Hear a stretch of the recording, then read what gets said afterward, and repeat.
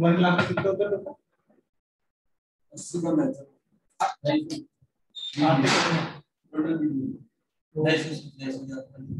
के आसपास सी डिवीजन में एडमिशन है ना, सी डिवीजन में करीब होंगे 100 तो मेरी डूम कॉल पे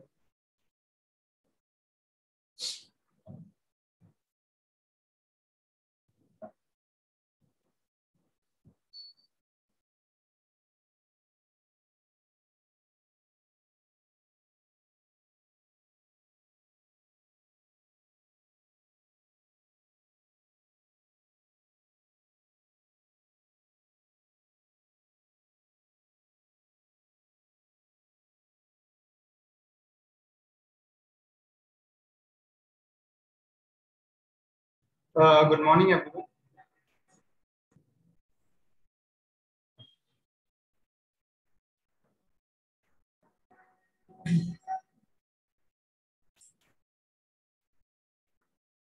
Yes, so today we'll be starting whatever we have left yesterday for the BPMS part. We'll cover it by today's test.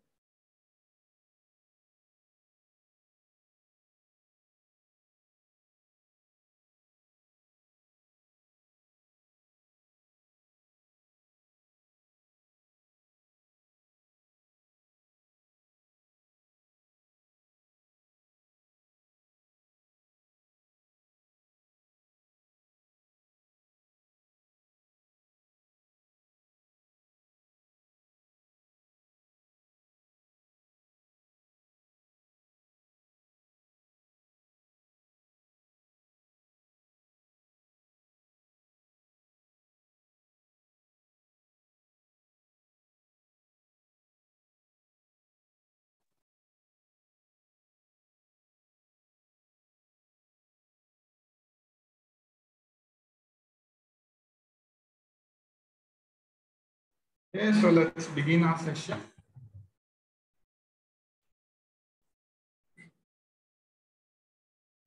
Okay, are you guys able to see my screen?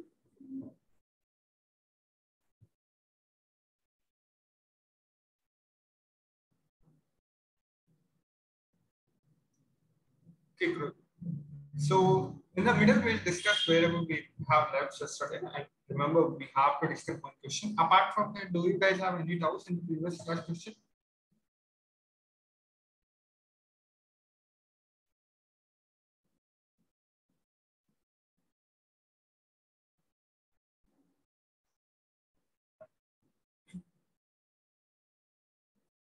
Okay, great. So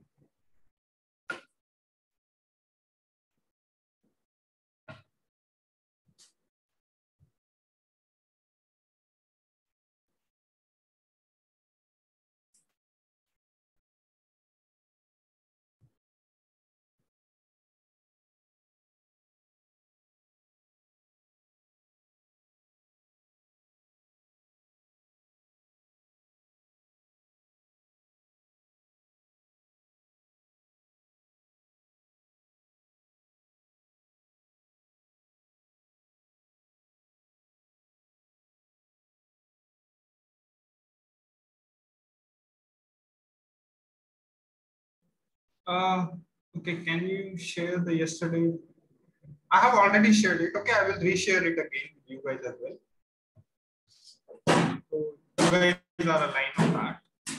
And any other thing you want me to share and anything you wanted to ask? Otherwise, we'll start with the session. I will share the both today. Okay, you guys didn't receive.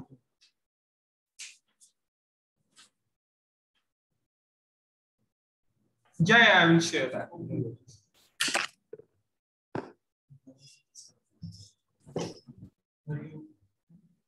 Okay, so meanwhile, the others can start with the questions. So many to many relationship results in how many table depends on the question type.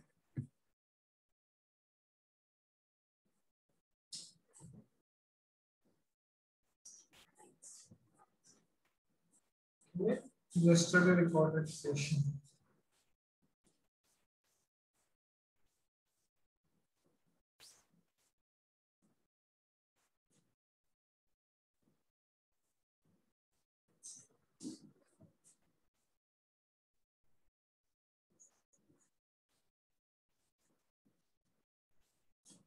I'm not there in the WhatsApp group.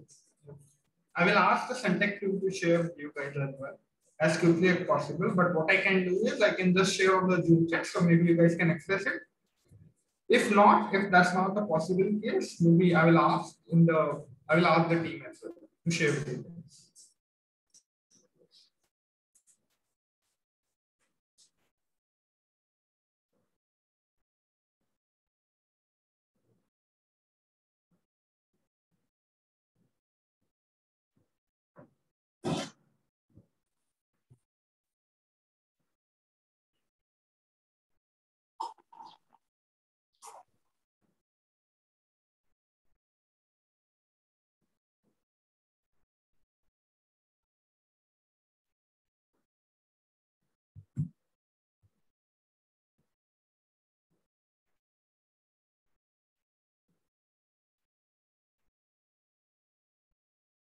Okay.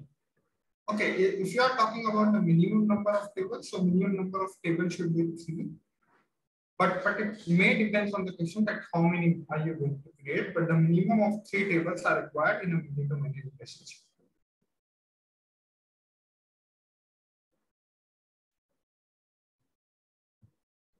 Okay. No, it should be 3. We'll discuss. We'll discuss. Don't worry.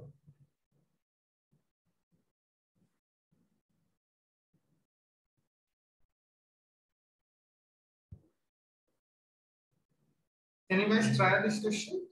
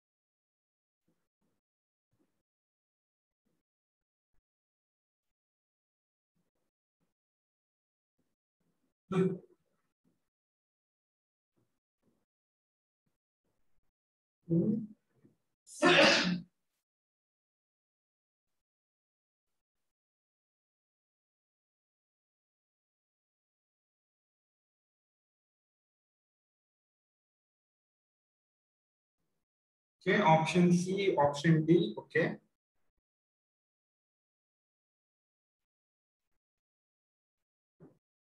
Okay.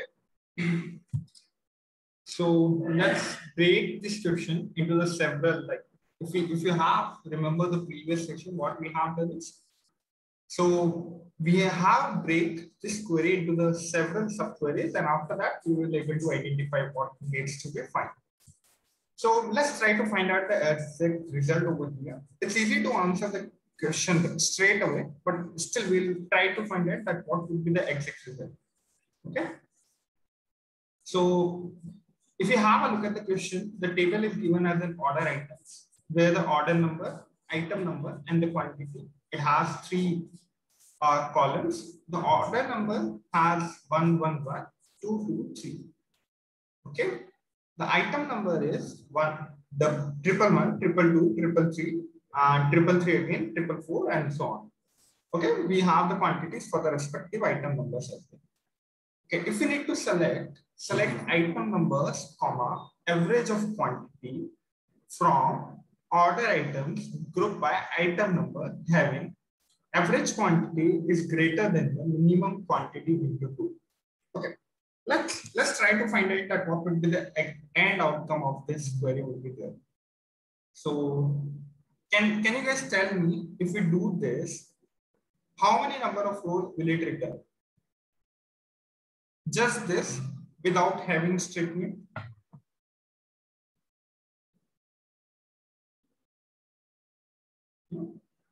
Try to group the item numbers, wherever we have the item numbers common. Okay, try to group them in a single one and find their average as well as the item number, whatever the item number is there, from the order list, which is basically the name of the table. Okay, 4 rows. Okay, so if you have a look at the solution of the above query, these are the queries I will get at the end. So that would be 1, 1, 1, 1. Okay, what is the average of this? If you have a look at it over here, the quantity 1, 1, 1 with respect to the item number 1, 1, 1 has a quantity 10. At the same time, the item number 1, 1, 1 has a quantity 40. So it would be 10 plus 40 by 2, that is 25. So we got the average quantity, we got the item numbers. Now, similarly, we calculate the average for the each and everything. Okay. We got this table. Now we need to use the having statement as well. So having average quantity is greater than minimum quantity into 2. Okay, can you guys tell me what should be the final outcome after if we have this? Okay, what will be the entry we'll get from this table, which basically satisfy this case? Maybe you can guys have a look at the table itself. Because you need to find the minimum of the quantity as well as whatever the average that you have already calculated when you are doing the group by.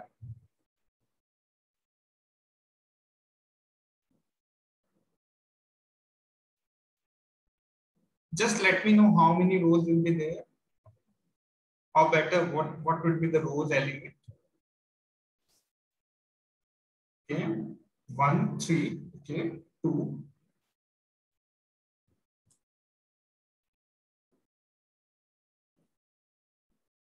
Okay, I'm not able to understand average. Okay. Yes, we are doing an average for the quantity itself.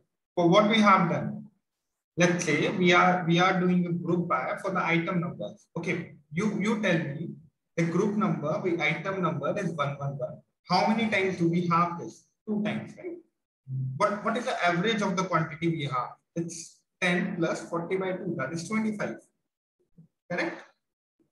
Is that clear? Let's talk about 333. For the 333, we have 30 plus 30 by 2.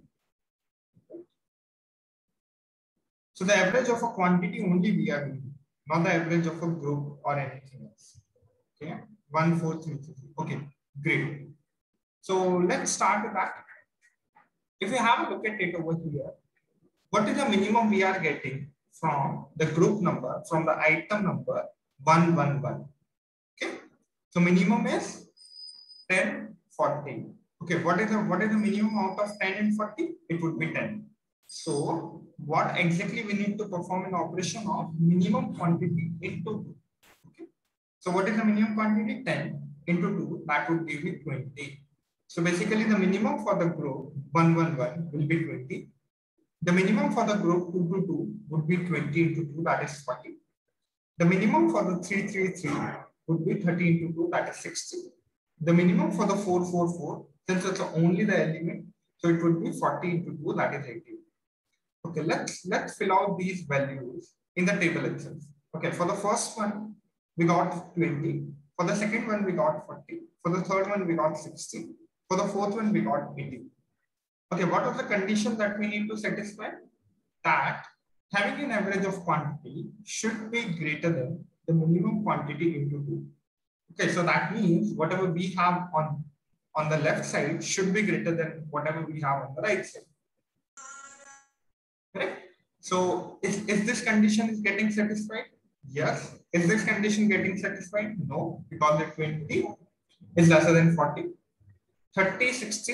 Okay, the 60 is greater, not satisfied. 40 into 80. 40 is lesser than 80. So this condition is also not getting satisfied. So only the first is the one which is getting satisfied.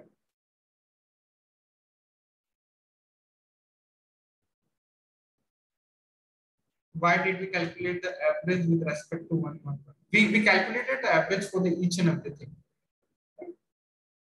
Okay, how do we calculate the minimum? How do you calculate the minimum for each and everything? Right?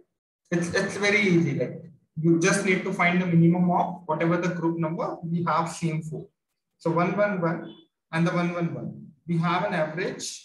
We have the minimum number which is S10. Correct. If the answer would be look like this, it would be just this one. Yep, the very first row. Any doubts, guys?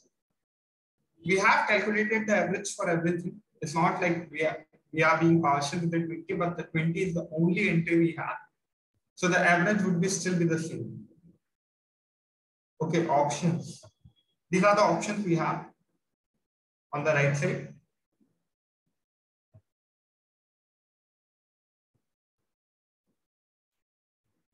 Correct. The third option, it displays the item numbers with the average quantity. Yes, where the average quantity is more than the double the minimum of the quantity. That item is the table. This is correct option.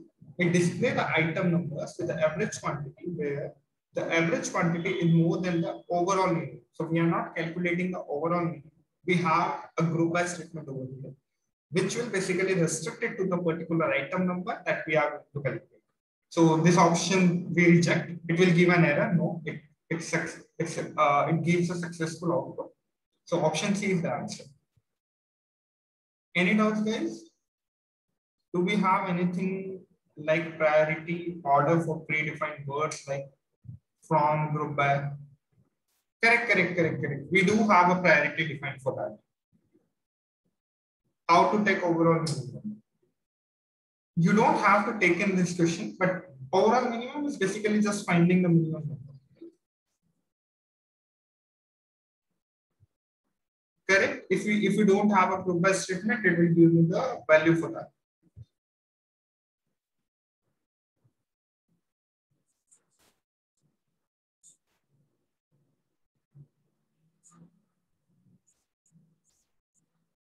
I didn't get your question, Saket. But whatever is the having clause, we have an having clause over here should be in the select statement. This is inside the select statement. This is a whole query that we are going to fetch.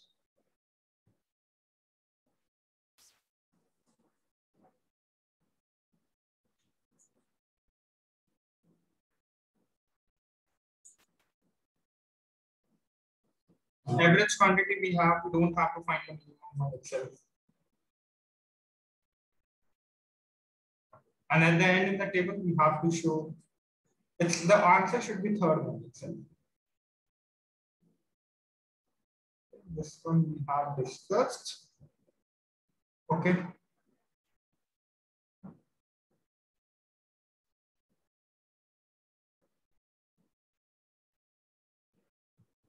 Okay, PDF I will share. I will share in the chat box as well. So maybe around 11:15, I will share that with you guys. Meanwhile, the others try this question. No, if you have a group by statement, it should only find the average for whatever we have created a group for. Second question we have already discussed in the last class.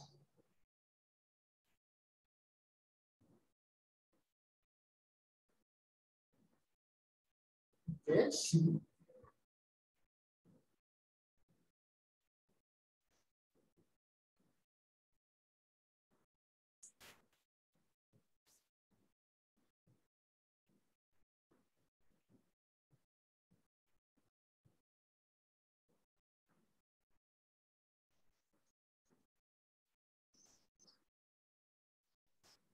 No, it shouldn't be like that. If we are creating a group by, even after the select statement, we do have a group by option.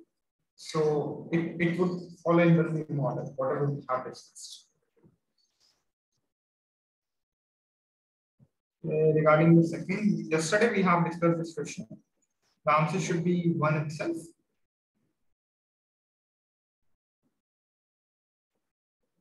Okay, 3, 5.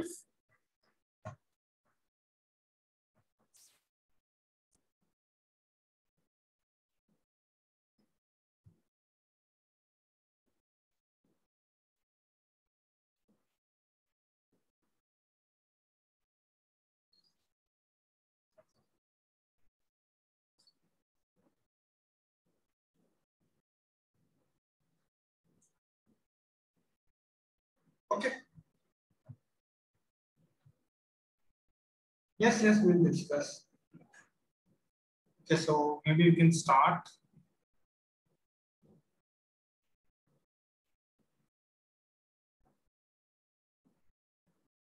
Yes. Okay, just to answer quickly your question, because we are calculating an average quantity. If we have a look at the from order items, right? Group by. So group by having the more priority over here. So after the group by, that only the average quantity will get executed. This is the order of execution that you need to remember. Because the order average will only be for the group elements, whatever we have clubbed together. Is that clear? Okay. If you have a look at it over here, consider the tables below projection allocation. How many number of force will be fetched when the below query is executed? So we are using a p dot project ID, comma, p dot project name, comma, a dot employee ID from project E. So we have a table project, okay, which we have given a variable name E. Full join allocation is given a variable name A on P dot project ID is equals to the A dot project ID. That means we need to find a full join. Okay, we need to find a full join wherever the P dot project ID matches with the A dot project ID, and this at the same time they have given one more condition, which is A dot project ID should not be null. So how we are going to calculate it? If you have a look at it over here, Infi 101, okay? And if we have a look at the project ID over here, we don't have an Infi 101 over here. So that would be itself for one entry. Okay, if we talk about the full join, that means it should include the inner join as well as the left and the right join as well. So that means a union of all these three will give me the full join. Infi 101 is not there, so that would be itself an entry. Infi 102 is there, it's there for the twice times. Infi 103 is also there. Infi 104 is also not there. And we do have these two entries in there. So if we have a look at the table, what is the table that we are going to create? Infi 102 is creating repeated for the 2 times. Okay. Infi 103 also we have. Correct? So Infi 103 is only for 1 time. Infi 101 and the 104 we have. So the 101 is basically for this one. 104 is basically for this one. From the left outer joint, we are calculating it. So this is from the 101 and the 104. For E303 and the E304 is basically coming from the right outer joint, which is basically these two entries. Whatever the project ID are not given, we will just make it null. So it would be null, null, null. Okay, for these Infi 101 and the 104, we don't have any project ID allocated to that. So we will make it null because A dot project ID we are talking about. So whoever have an A dot project ID, we will mark it. Otherwise, we will make it null. Is this table clear to you guys? Because after this, the calculation would be so easy.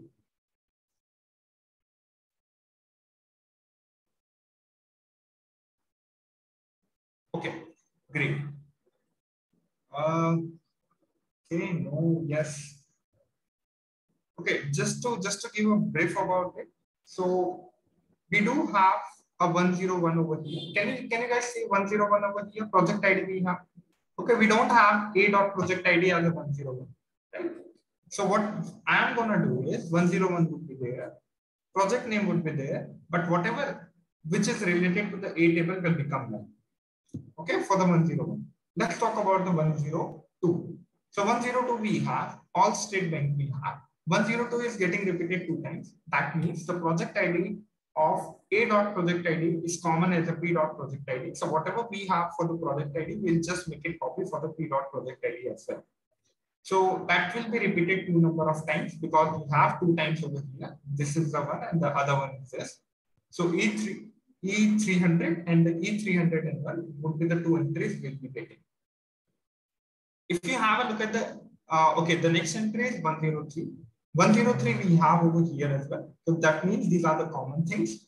So the 103 would be there. SunTrust would be there, 302 and Infy 103. 104, similarly for the 104, it's the same case we don't have on the right side. So we'll just make the 2 entries as well.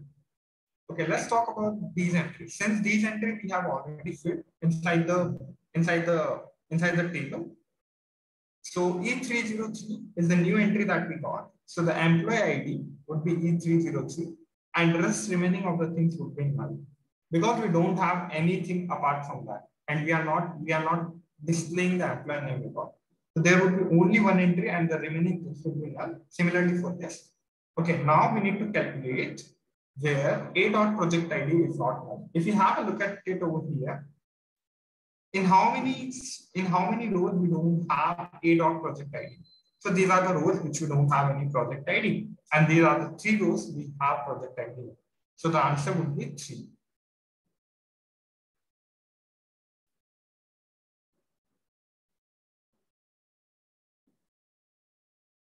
Yes, I will definitely share with you guys. I don't have to take it along with me. Maybe you guys can let me know by 11:50. I will surely share with you guys. Anything else?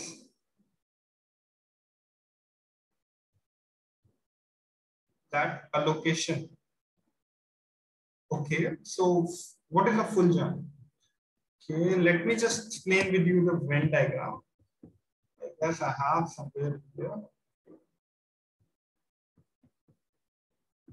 Okay, so if you have a look, this is a Venn diagram. Okay, if I talk about an inner join, this would be the inner join. That means I have a table 1, I have a table 2.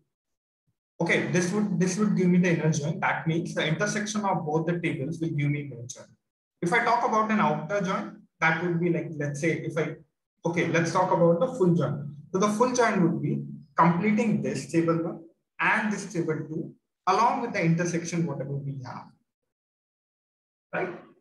So this would be the one, and then this. So if I just fill the whole circles with a green thing, then it will become a full join. Is that clear?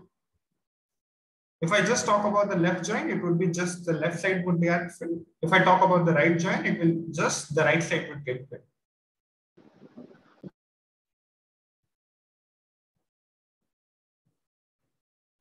So we'll be having a lot to discuss today.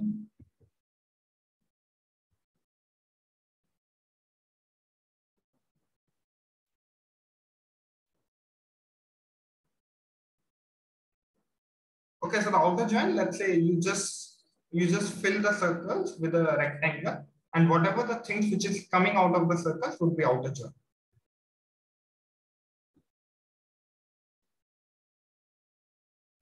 A dot project ID is not equal to not null is not necessary. Even then we get 3 rows. No, you will be getting all these rows, right?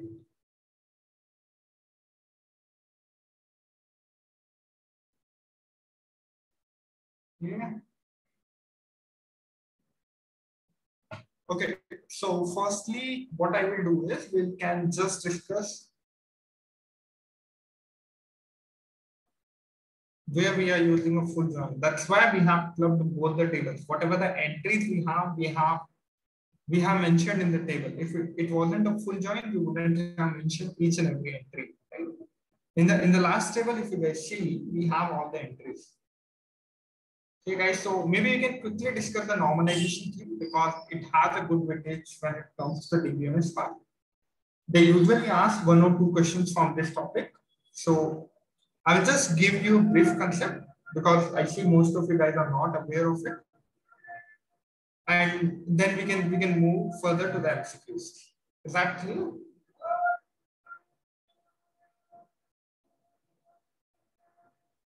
Okay. So the normalization is the process of minimizing the redundancy from a relation or a set of a relation. Redundancy is a relation may cause insertion, deletion, and the updation anomalies. So there are three kind of anomalies we have. Like, when you want to insert the data, you sometimes it's like, let's say, okay, we'll discuss with the examples. So it helps in minimizing the redundancy in the relations.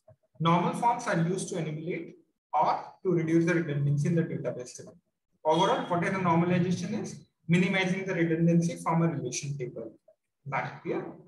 Okay, we have various kinds of normal forms. The very first normal form is a 1NF, second one is a 2NF, third one is a 3NF, and the fourth one is, what is the fourth one we have? What we call that? Any one of you can tell me?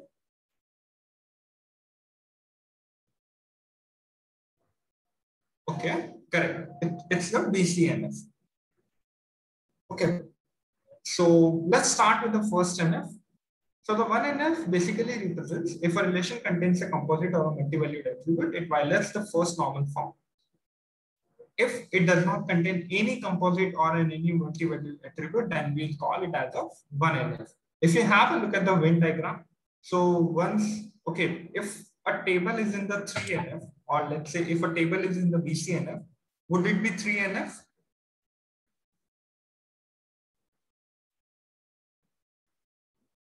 Maybe too early to answer this question because most of you guys aren't aware. So maybe you can just put up this question at the end of, like, once I'm done with the explanation. Okay. So if a relation contains a composite or the multi-valued attribute, it violates the first normal form. That means, okay, let's have a look at the table. Go along with the examples. The student relation student is in the table, one is not in 1NF. Why is not in 1NF? Because for the RAM, we have two phone numbers. What a table says is, what a 1NF condition says is, you shouldn't have a composite or a multi-valued attribute in a single row. Okay, if you want to have it, create the two rows, then only it will call it as a 1NF.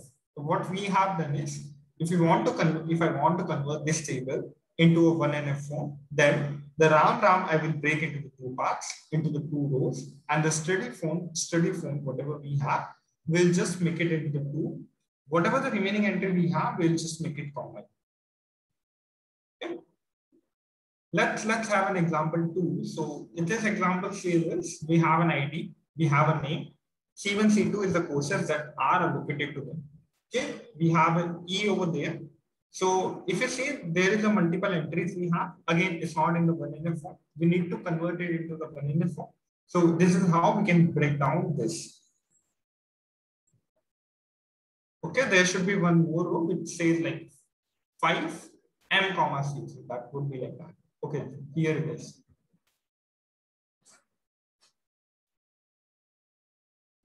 Okay, quickly move on to the 2NF. What is a 2NF? To be in the second normal form, a relation must be in the first normal form. So if a relation is not in the 1NF, then it cannot be a 2NF. These are kind of a hierarchy you can think of. See, if 1NF is getting satisfied, then the 2NF is not necessary that it will get satisfied. But if a table is already in the 2NF, then it will definitely in the 1NF as well. Okay? So to be in the second normal form, a relation must be in the first normal form. And a relation must not contain any partial dependency. Okay. A relation is in the 2NF. It has no partial dependency. Guys, just remember these keywords because sometimes they put up these questions directly from the keyword. Like, what is the 2NF? Okay. If there is no partial dependency, then it should be 2NF. Okay, what I mean by no partial dependency, no non-prime attributes which are not part of a candidate key. Okay. So whatever the candidate key are the keys from which I can identify my row relation. No non-prime attribute. When I say non-prime attribute, is attributes which are not part of any candidate key. That means whatever the part of a candidate key would be called as a prime attribute. Those who are not a part of a candidate key would be taken as a non-prime attribute. It's dependent on a proper subset of any candidate key is the table. So what is the partial dependency? Let's have a look at the table and try to figure out what is the partial dependency. If the proper subset of the candidate key determines non-prime attribute, it is called as a partial dependency. Not dependent on the part of it. Correct. So let's say consider the table 3 as follows. We have this table. So 1, 2, 1, 4, 4, 2. Okay, the course fee is given. And we do have a student number over here. So that is 1,015, and these are the fees you can consider as. Okay. So what exactly we have 3 columns. Okay, and we cannot find the student fees, whatever he is paying from either of these. We need to consider both. So in this table, we need to consider one, what is the course number, as well as what is the study number we have. Then only we will be able to tell the course fee, right? So this is like we are having a redundant data. Ideally, the course fee should be identified whatever the course we have opted for, right? It shouldn't depend on a course number. How does it matter that what is the course number and then you are going to tell the fee? Let's say I have several subjects. It's a physics, maths, chemistry. Okay. Now the fee for the physics is 1,000 rupees. Fee for the maths is 2,000. Fee for the chemistry is 3,000. Does it matter on the course number? No. Ideally, it shouldn't. So we'll create 2 different tables for that. So this is what to take this into the 2NF form. So the course fee cannot be alone decided by the course number or the study number. Course fee together with the study number cannot decide the course number. Okay, course fee together with the course number cannot decide the study number. Hence, the course fee would be a known prime attribute. Which is a known prime attribute? That means a part of a candidate key. Okay, which is not a part of a candidate key. So which of these is not a part of a candidate key? If we have a look at it over here, we have these 2 entries over here. Okay, we have 2 entries over here. So this one is basically, these are the 2 which we have as a candidate key. And this is the one which we don't have as a candidate key. This is a non-prime attribute we have because this can be calculated by these 2 factors. Okay, so hence the course fee would be the non-prime attribute as it does not belong to the any candidate key. And the candidate key are the study numbers and course number. But the course number, from the course number, I can get the course fee. Course fee is dependent on the course number, which is a proper subset of the candidate key. Non-prime attribute, what's the candidate key? Candidate key is the one from which you can identify the row uniquely. Exactly. It's a minimal subset. Having mentioned that, it's a minimal subset of the keys from which you can identify the row uniquely. Right? So if you need to find the row uniquely for this, it would be the study number as well as the course number. Yesterday we have discussed it. What is the difference? You guys tell me, what is the difference between a prime and a primary key and the candidate key? Can anyone in the class?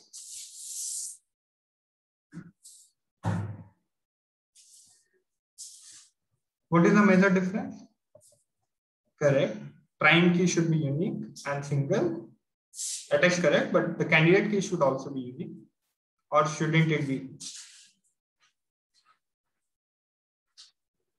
Correct. Candidate key can be multiple, but the prime key should be one only. Correct.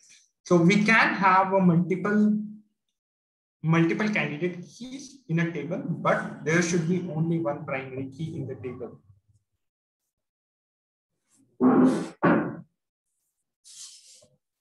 Correct.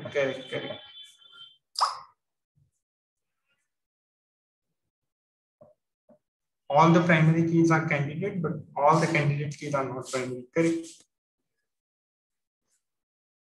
Good. So what exactly we gonna do is we will try to break into the 2 tables. So we'll get the 2NF form. Okay. But the course number is only depending on so the course fee is dependent on the course number, which is the proper subject.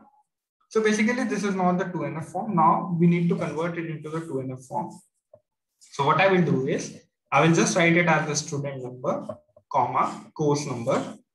So student number, comma, course number is the student number, whatever we have, and the course number, whatever they have opted for. So let's say a student has opted for the course C1. Student has an opt for the course C2. Student number 1 has also opt for the course C4. Student number 4 have opt for the C3. Student number 4 have also opt for the C1. Okay.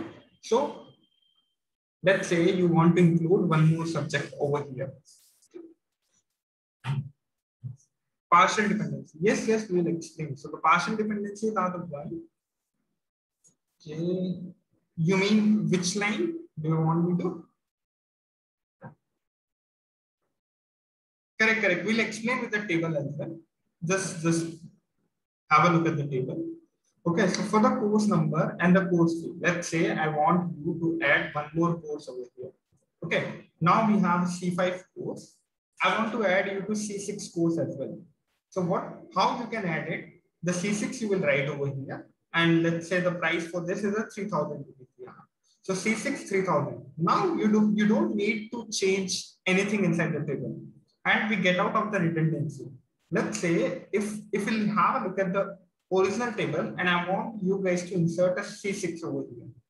So what will you do? You will go here, you will write C6 over here, you will write 3,000 over here.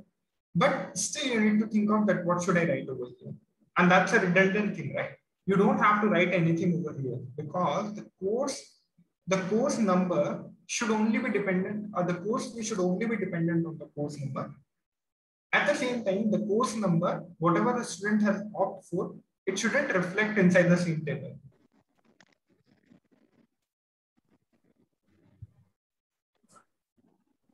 Is that clear, guys? Any doubts for the 2NF?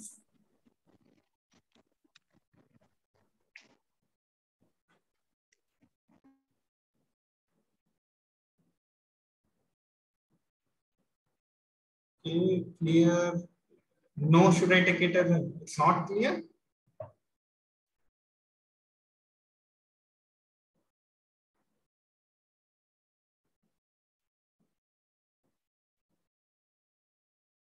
Okay, you mean decomposition. So, okay. So let me quickly explain to you guys what actually we have done is, have a look at the first table. Just think about the normal scenario, that how exactly we do. Let's say we have 5 students, A, B, C, D, E. We have few courses. We have few courses, X, Y, Z. Okay. So the course fee should be only dependent on whatever course you have opted for. Let me just give you an easy example. Just make it of paid. Okay. So let's say we have A, B, C, and D. 4 students we have. You opt for the A students opt for the physics. Okay, B student opt for the maths. C student opt for the chemistry. And let's say D student opt for the maths again or the physics again. Okay. Now, what I will in the first table, what I was doing is, for the physics cost is 1,000 rupees, let's say. For the maths, it's 1,000. For the chemistry, it's 3,000. Right? Okay. And for the physics again, it's 1,000. So if I want you guys to add one more subject over here, what you guys need to do is, you need to allocate a student over here. Let's say no student is there. So how would you allocate it? So that entry would become null. Okay. And let's say you want to read bio as well. That consists of 5,000. So whatever the courses you have, and you are getting the redundant data as well. The physics is of 1,000 rupees. The physics is of 1,000 rupees. How does it matter that who is studying, right? Either it's A or D. The physics price is not going to be changed. So how we will break it inside the two parts? What I will do is we will just divide the table into the two parts. Okay, so the two parts would be like,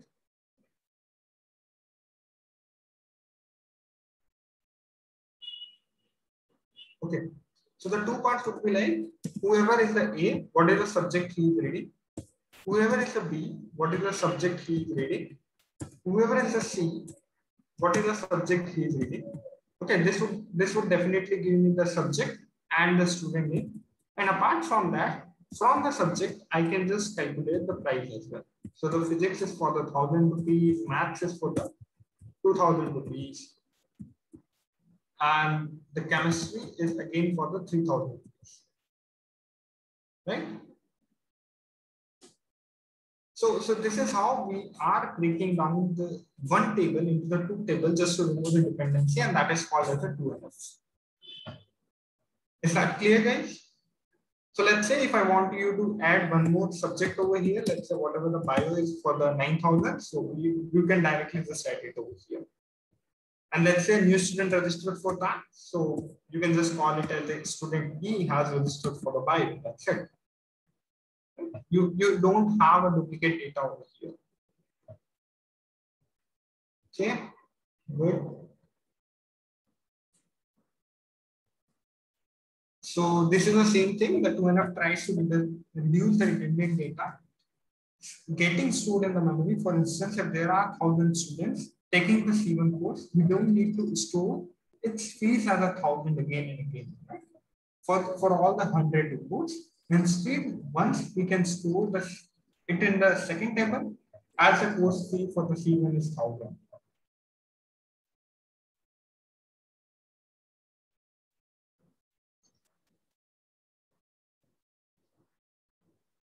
Okay, for those who didn't understand the partial dependency, just try to answer this.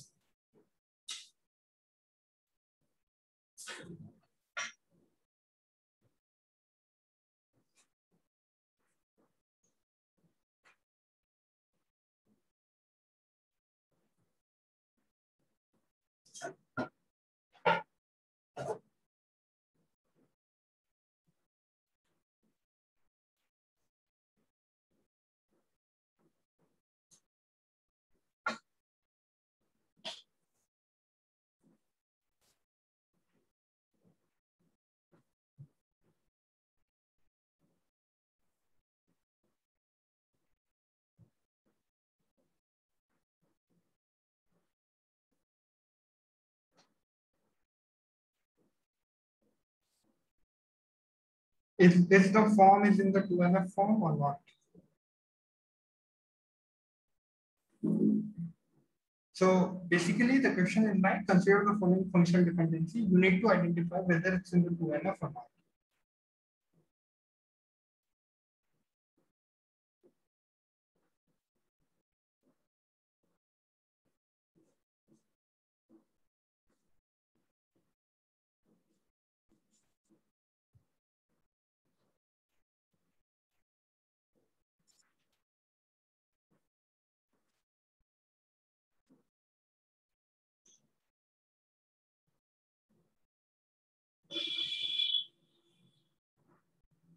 Okay, it is in the 2NF. Okay, good.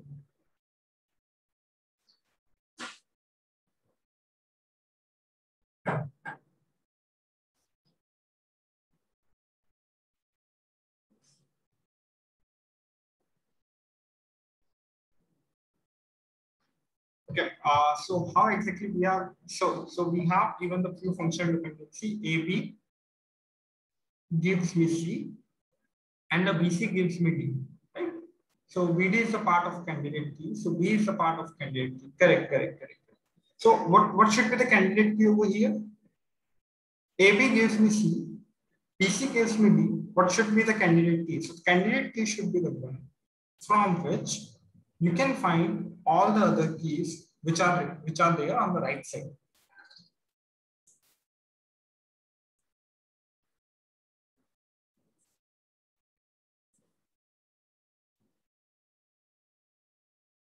Okay, so if you have a look at it over here, the AB gives me C. Okay, let's have a look.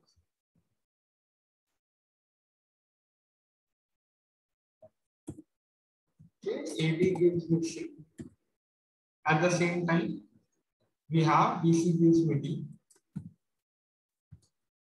BC gives me D. So if I say the A cannot be produced by any of those, right? Because the A is not on the right side. B we cannot reproduce it because it's not on the right side as well. Okay, and C we can have it if we know AB. We can find the C, and if we know the C, we can find the B. So what should be the candidate key over here? Is the AB sufficient candidate key is there? Can we call AB as a candidate key? Is there any doubt in finding the candidate key? Okay, great. So the AB is the candidate key, and from this we can find out the C. From the BC we can find out the D. So guys, be careful. Okay, and be proactive as well because we don't have much time to discuss all this. So AB, it's on the left side and C is on the right side. Can you find A anywhere on the right side? No. So A definitely should be included in the candidate key. Can you find B on the right side? No. The B should definitely be included in the candidate key. Can you find C? Yes. If I have AB, I can find C. If you have C and if you have B, then BC is implying D. It means that you can find all the values, whatever the ABCD from the candidate key itself. So AB is the candidate key we have. And since the AB is the candidate key, is the only candidate key, and there is no partial dependency, any proper subset of an AB doesn't determine any non-prime attribute. Okay? That means any proper subset. If you have a look at it over here, AB implies C. Proper subset of AB would be A comma B. So can you identify A? Can you identify D from A? No, you need C as well. So any proper subset of AB does not determine any prime attribute. That's why it's in the 2NF form. Let's move on to the 3NF. Okay, a relation is in the 3NF if there is no transitive dependency. When I say a transitive dependency, what I mean by is A implies B. At the same time, the B implies C. Then I can consider it as A implies C. Should we look like A implies B. At the same time, B implies C. Then I can definitely say that A also implies C. Okay? That should not be the case in the 3NF. And this is what we need to avoid. As well as it should be in the second normal form. So when I say a table is in the 3NF, that means it should be in the 2NF. It should be in the 1NF as well. At the same time, it should be in the 1NF, 2NF, as well as in the 3NF. Then only it would be in the 3NF. A relation is in the 3NF if at least one of the following conditions are in every non-trivial function dependency. So either, okay, how will you identify whether the given table is in the 3NF or not? So you need to check for these two conditions. Either X should be a super key. What is a super key? The super key is a superset of a candidate key. When I say a superset, that means every candidate key is a super key, but every super key is not the candidate key because the candidate key is the minimal subset of the super key.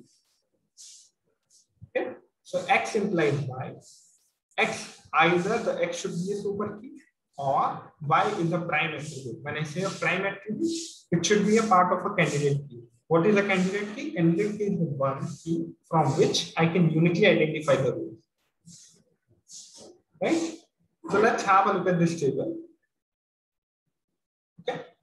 We have a student number, we have a student name, we have a student state, we have country, we have age. So here we have a transitive dependency. If you have a look at it over here, if I know the student name and the student state, so student name will give me the student state, or maybe a student number will give me a student state. From the student state, I can find the student country. At the end, that indicates that from the student number, I should be able to find the student country. And there is a transitive dependency. Okay? So the candidate key, we can take it as a student number. Okay, from the student number, I can find the student state. From the student state, I can find the student country, because from which state you belongs to, from that you can find the countries as well. So in the student country is the transitive dependent on the student number, and it violates the third 3NF form. To convert it into the 3NF, we have to decompose this table into the several tables. That we need to figure out that how many tables will get created at the end. So we'll be having a student number we have, student name we have, student phone we have, and this is the table we have. So what I'm going to do is I will just break this into the two tables. Now the two tables would look like student number, student name, student phone, state, and the age.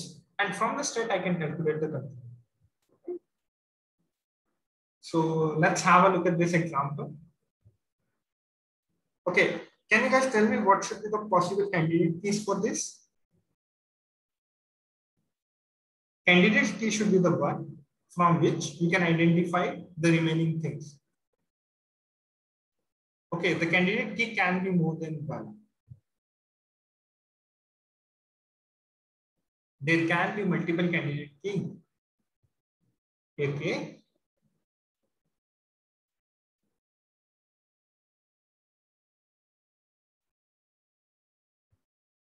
Okay, A, E, okay. What else? Okay, A, B, D. Okay. Do you need to include D? Because from the B itself, you can identify the D, right? So never include the candidate key which is on the right side, right? Okay, from the CD. Okay. May I know the number of candidate key rather than saying that? Whatever the possible candidate key could be there.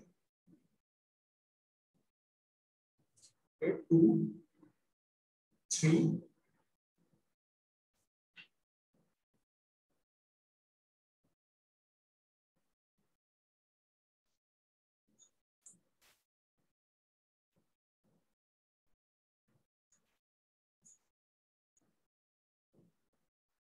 Okay. So apparently we have 4. And if you have a look, all the possible candidate keys are in the relation A. From the A, you can find BC. Okay. From the B, you can find D. And from the A, you can find BC. So CD will definitely you can find from E. And we have find all the values. If you start with the E, it's the same case. You can start with the CD as well. And you can also start with the BC as well. Right? How the BC? From the B, you can find D. Okay. And from the C and D, you already got. So you can find E. From the E, you can find A. So you can get all the values. So what are the possible candidate keys we can have for this function is 4. Is that clear?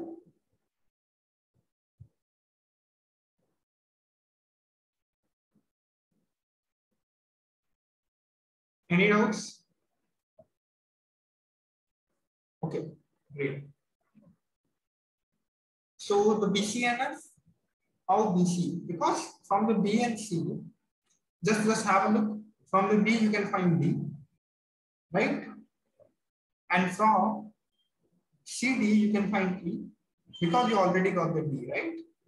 So since you already got the D from here, and you just need C, so C and D will give me E, and E in case will return me A. Clear? Okay, so what is the form? What is the BCNF? Okay, so basically a BC for checking the 3NF condition, what we have done is X is a super key, which is on the left side, or Y is a prime attribute, which is on the right side, which is a prime attribute. When I say a prime attribute, it should be a part of a candidate key. What is a candidate key? You are aware of.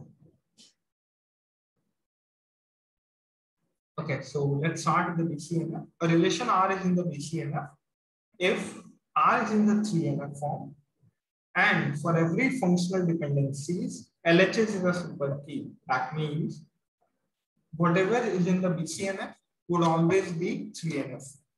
Right? A relation is in the BCNF if every non-trivial condition X should be a super key. That's the only condition we need to check. So let's have a look at this here.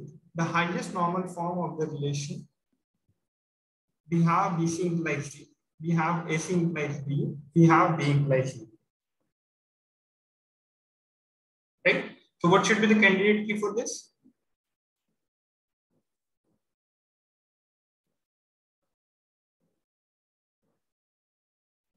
For this one,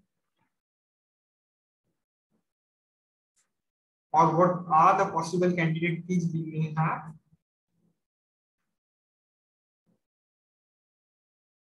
Okay, BC, AC.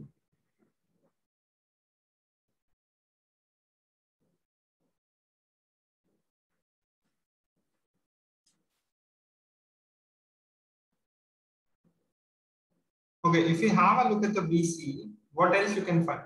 Right? From the BC, you will find D, but where will you get the A? So A is the definitely the one should be included in the candidate key. Is that clear?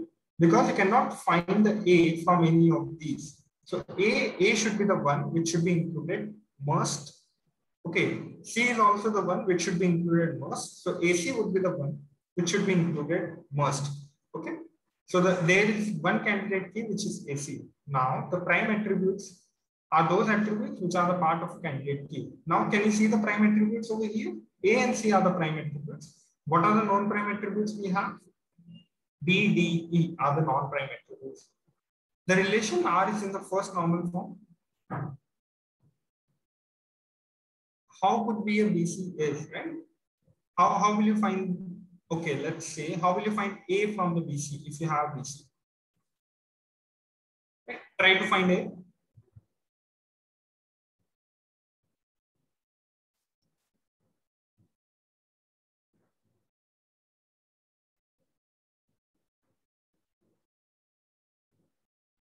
If you have a look at it over here, the BC gives me B, right? So there would be B we have. Is that clear?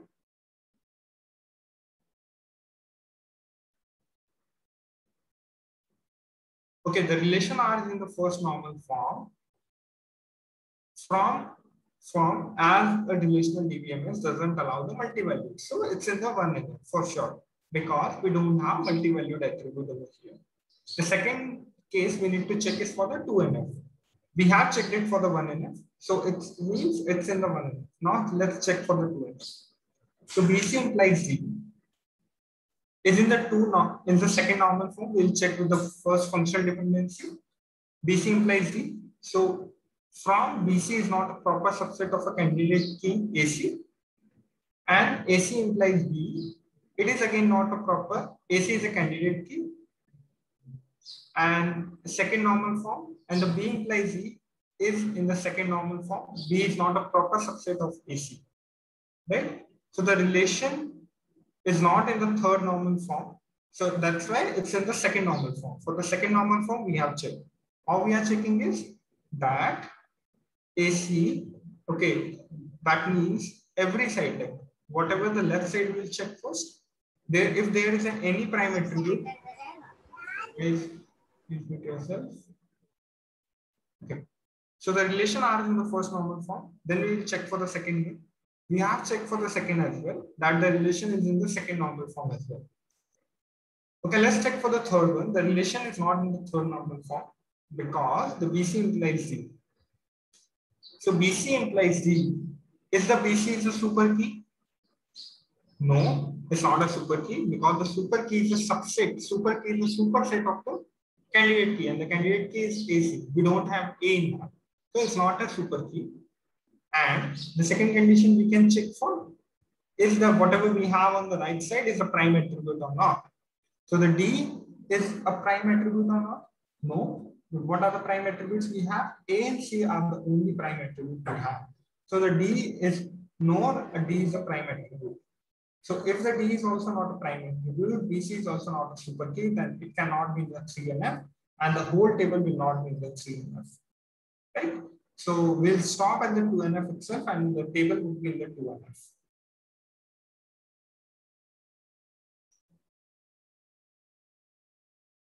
Is that clear?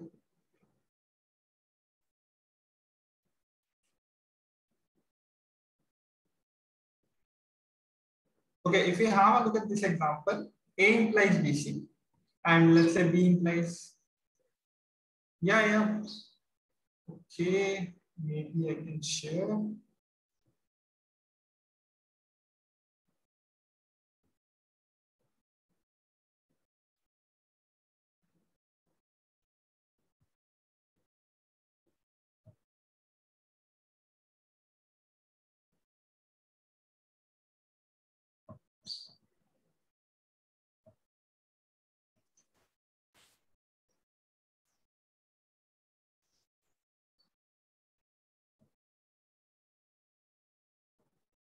$11.30 is it?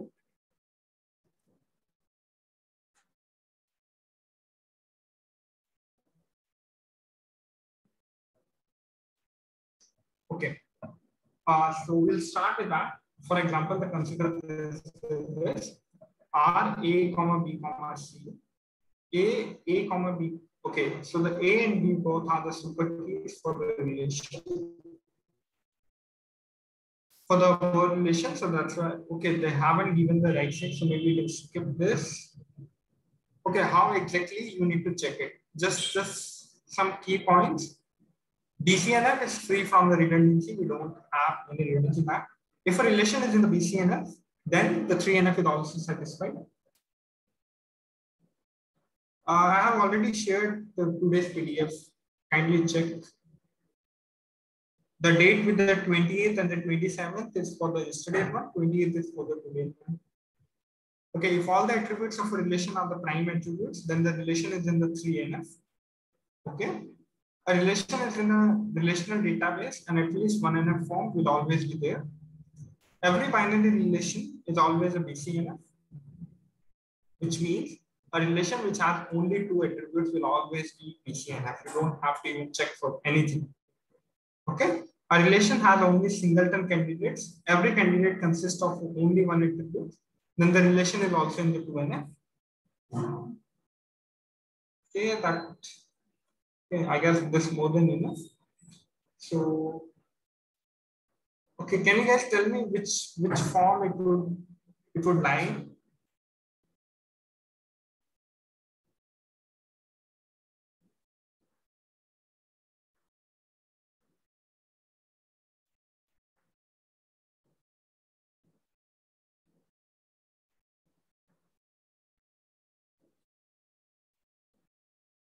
Yes, I have already shared the PDF, both the PDF for the today's class and the yesterday class.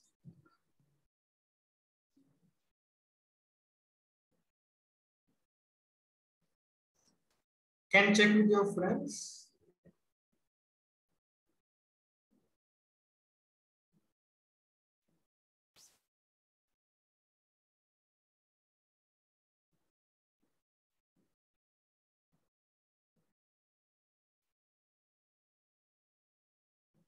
Are you guys able to see that doc in the chat section?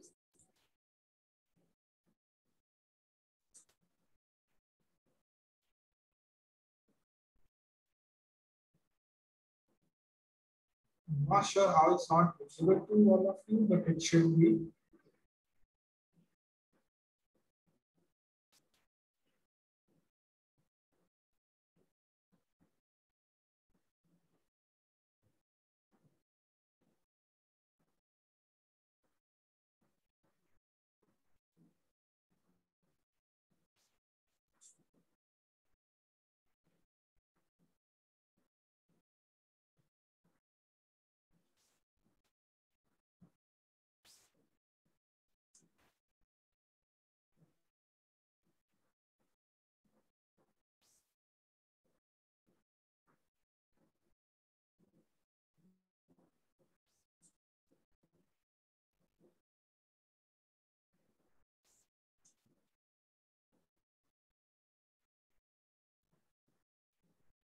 Try to answer these guys.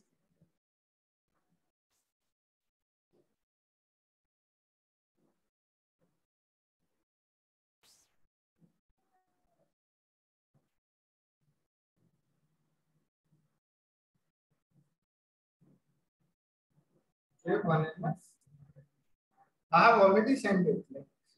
I'm not sure how you guys are not able to access it. I guess it's a quite big file of around 25 MB in the 10 MB. So might take some time to get it reflect or maybe get some time to get it download. But maybe you can check with your friend who has a good internet connection. You should be able to see it.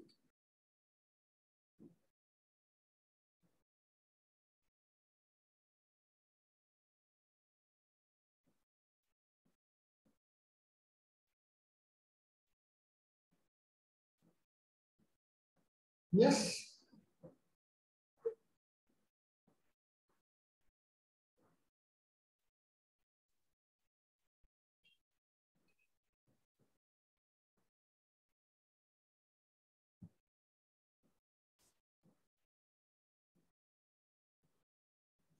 Okay, let's quickly discuss these questions. So ABC we have on the left side, which gives me D. CD we have, which gives me AE. Okay, the important point you need to remember is it's always good to start in the BCNF, because even if you start with the 1NF, you need to check for the 1NF, 2NF, 3NF till the BCNF. But you start in the reverse manner. If you lost the BCNF, then it's BCNF. Right? Then there is no possibility that it could not be 1NF, because once a table is in the BCNF, it will always be 1NF as well, 2NF, 3NF, and so on. Right? So if any functional dependency is satisfied a normal form, there is no need to check for the lower normal forms. So ABC implies D is in the BCNF, right? Because ABC is a super key. So we no need to check this dependency for lower normal forms. Okay, what are the candidates key we have? The candidates keys are ABC or BCD. We have two candidates keys, right?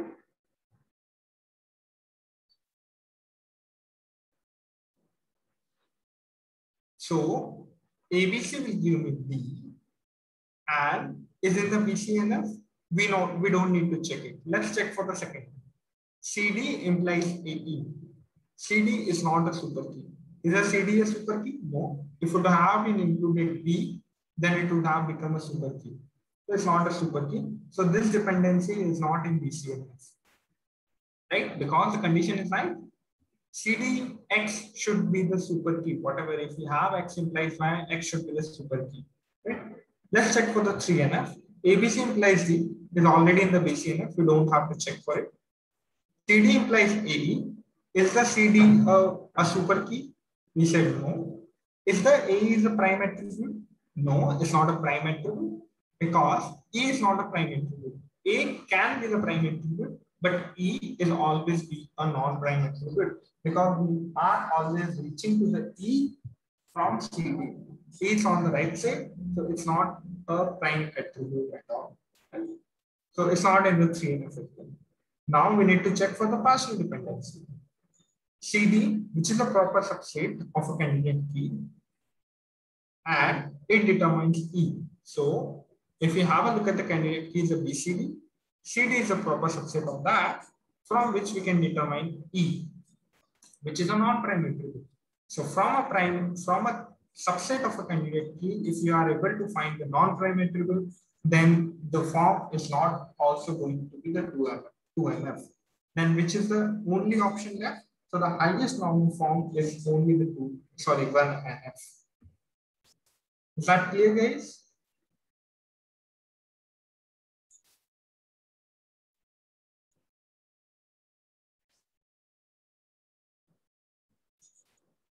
Okay, regarding this question, so yesterday we discussed this. It seems like you guys have some doubt in that. So just to give an overview for this question, we have the two tables over here, the employee ID, okay, the table 1 and the table 2 we have. So the answer would be the first update will be successful. How? Because we have this update, we have another update over here. So this update will already get committed and this query will get successfully executed. But these queries are in the sequential manner and we don't have a commit statement after it. So after this statement, the exception will occur and we'll go for this exception. It will commit the changes before this. So whatever the queries we have executed will not get queried at all. And so the answer would be the first update will be successful for this one. So update set employee set salary is equals to 5,000, where the employee ID is equals to the 1. So that means the salary will become 5,000 and there won't be any more changes in this table at all. Is that clear, guys?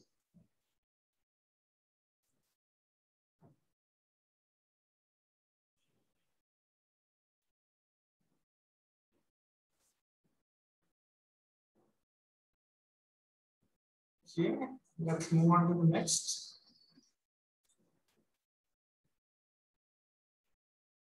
Okay, you want me to explain again? Lines before the error line will get committed, right? Yes, if we have a commit statement, then only it will get committed. Till here, it will get committed. But since they are one after the other and we don't have a commit statement in between those, it won't get committed. So this line and this line will not get committed because exception occurred over here at this line. Correct. We have exception. We have a commit over here, but that won't handle this part. The commit is basically whenever the exception occurs, whatever we have previous query which is uncommitted, just commit those.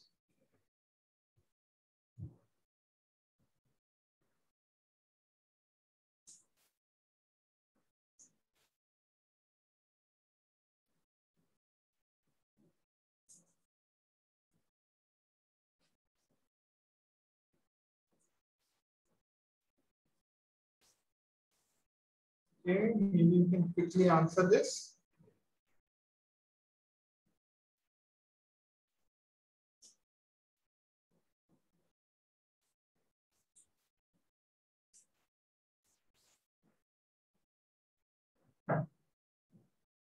For which one you are talking about? This one? The answer should be the 8th.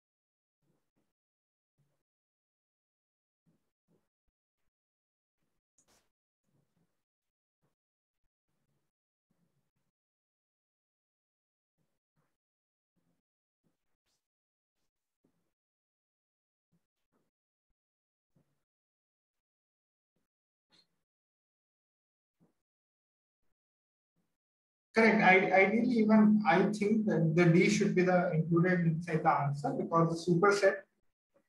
Maybe either they should ask for the candidate key. Yes, yes, yes. Ideally, the question should be candidate key 4. Because the candidate key should be the minimal subset that could include the ID only.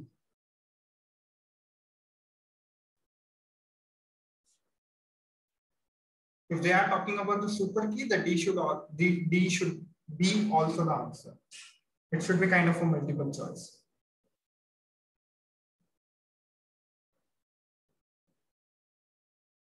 Yes, if the question is super key, then it's B and D. If a question is of candidate key, it should be only D, not D at all.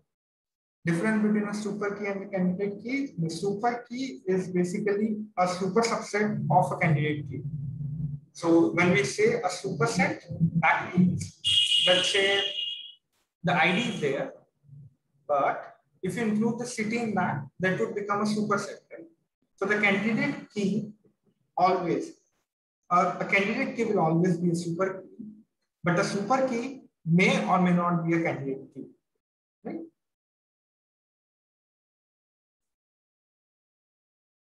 Is that clear, guys?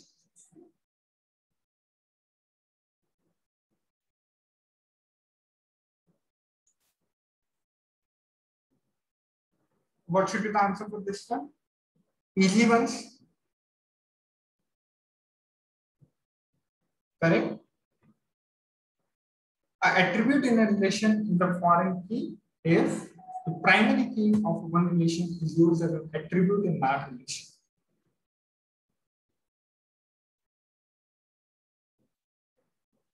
So the primary foreign key have a relationship just to connect the tables. Like you want to connect one table to another table, then a primary key of one will become the foreign key of the other. Just the basics.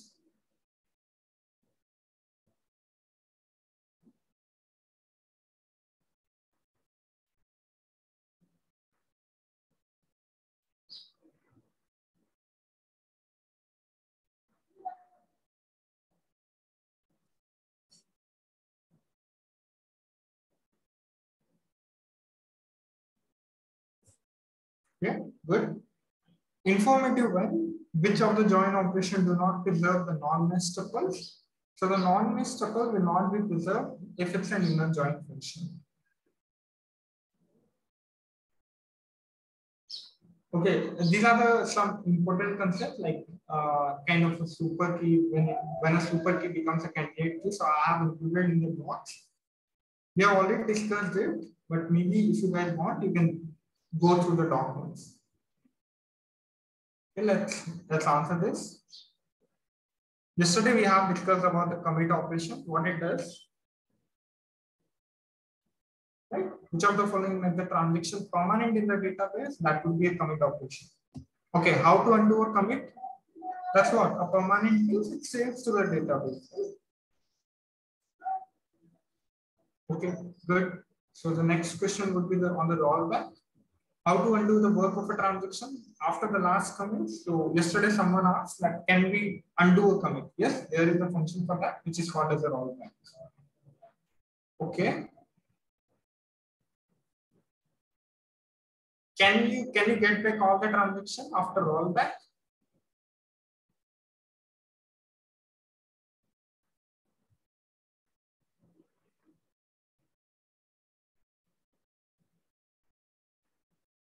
What should be the operation for that? Correct. It shouldn't be redo. It seems like, but it should be flashback. There is a function which is called as a flashback. Commit is basically commit is basically to save whatever the work you have done. Rollback is basically kind of a control Z, you can say. But if you press a command Y, it will again redo the things. And the redo is an English word, but in the SQL form, it should be flashback. Okay, we have a last question to discuss.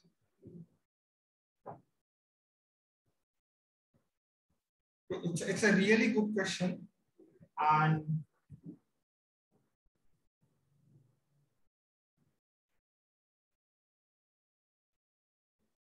okay, so let's have a look at this.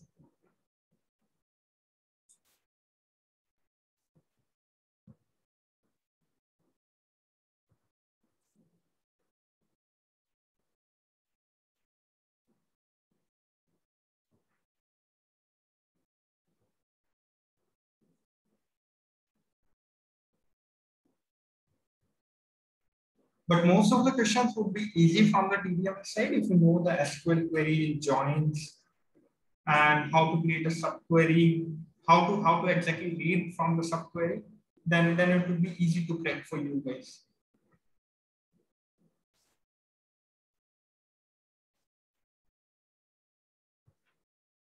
There would be at least one or two questions would be on the higher side, which have a really high difficulty like this one.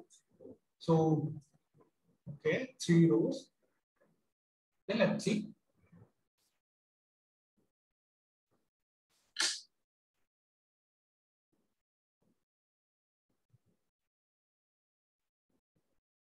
Difference between a flashback and a rollback. Okay, so you commit one transaction. Okay, you want to undo the transaction. What is the operation? Rollback. Now you did a rollback. Now you want to undo your rollback, whatever you have done. What will you use for? Flashback. Is that clear? No, redo, we don't have any function defined, right? Flashback is the name of the function. Redo is an English word that we use.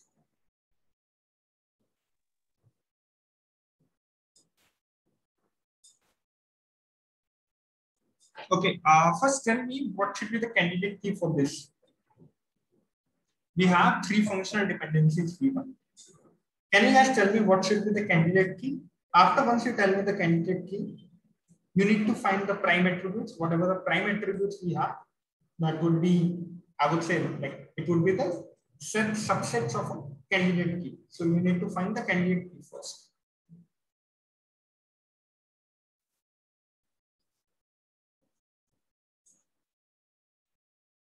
Good, good.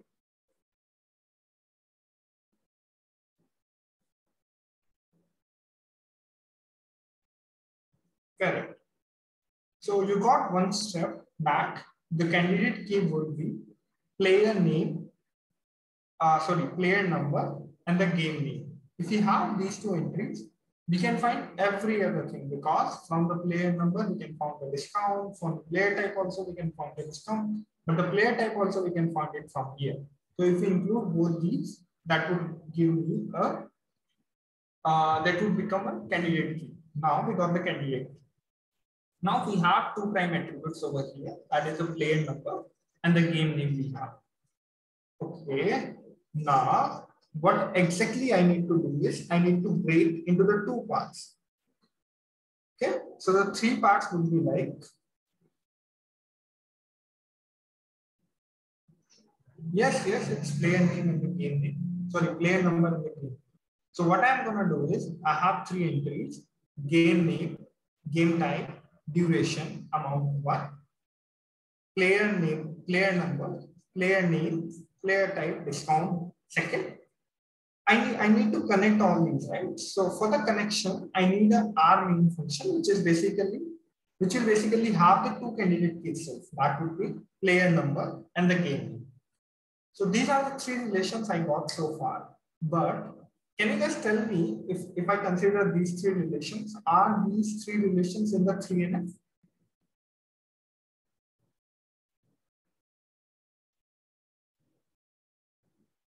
The condition for the 3NF should be either X should be a super key or Y should be a prime attribute, right?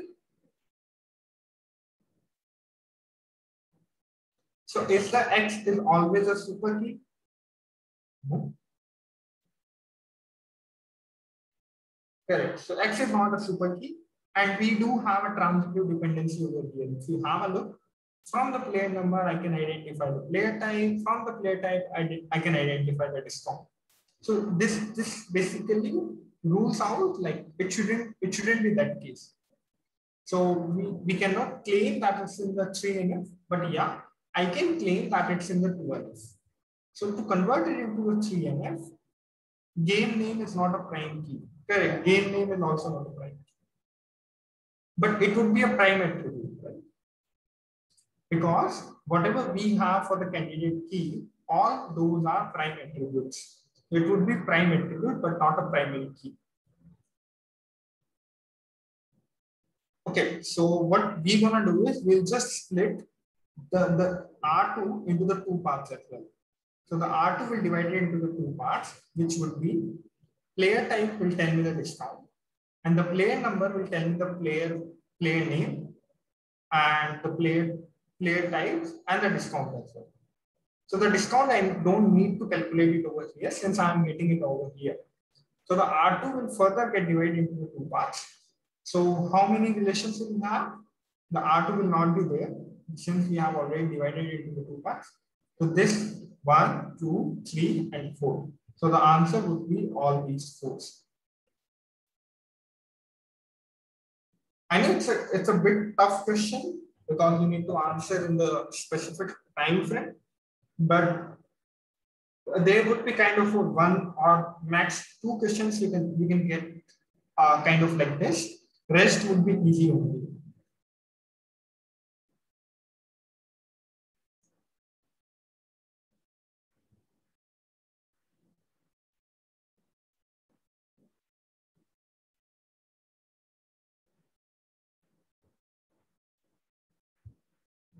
How many tables again? So the tables would be 4, which is one from the R2 dash, R2 double dash, Rmin, and the R3.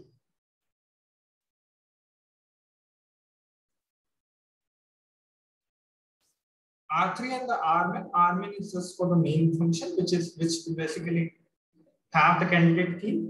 R3 is basically this one. Since we have a transitive dependency over here, we just need to remove that. So that's why we have split this into the 2 parts. Candidate key and the super key difference. The candidate key is a minimal subset of a super key, right? So every candidate key is a super key, but every super key is not a candidate key. If I talk you about in the layman, let's say we have an ID and let's say ID and a course.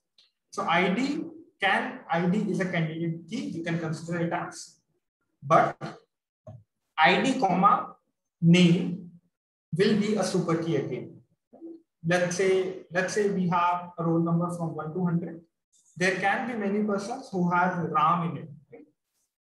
So if we talk about the ID, but the ID would be unique. So we can't divide the R3 same as R2. You don't have to accept. You can divide it, but that doesn't give a specific result to you. Right? We can know the amount with the game type.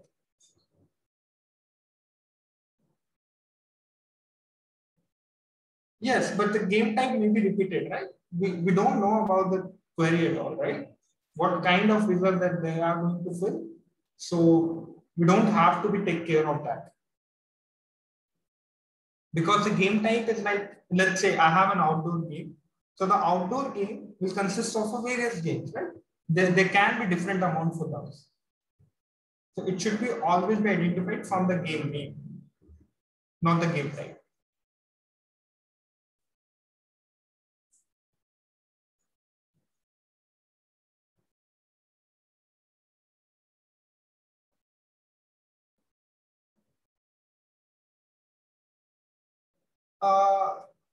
No, it shouldn't be like that. I think the commit question, when the exception raised, answer is both updates get affected. No, it should be only one since we are again committing the rollback. Maybe you can try it in SQL. If that's the case, you can just try it in SQL, just create a table, write the SQL query, and it would run. Right? That's the best way to verify it.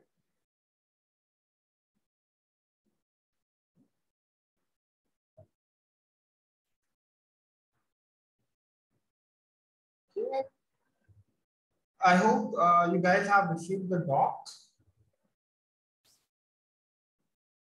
So do let me know if you guys have any doubts in whatever the coming sessions, like in the Java or Python. Regarding the DBMS also, you can ask in those sessions. So we have classes till 1st of April, I believe. So if you guys feel any difficulty in understanding any of the concepts, you can always ask question in the same class.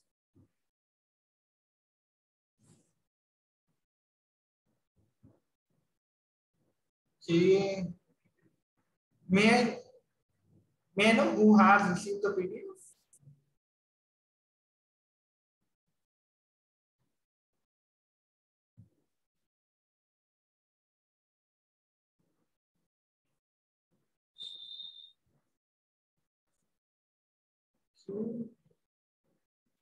Okay, no worries. Might be the chat isn't that an effective way to share it. So I will ask the team to share with you guys. Does that work?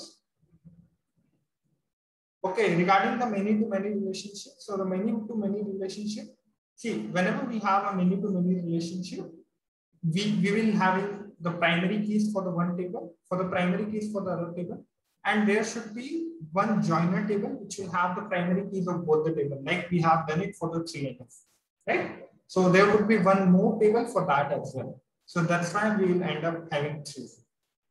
I forgot to discuss it, but yeah, that should be the solution for that.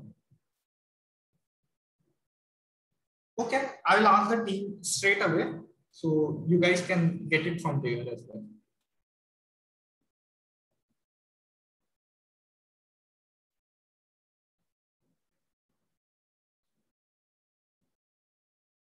Okay, guys.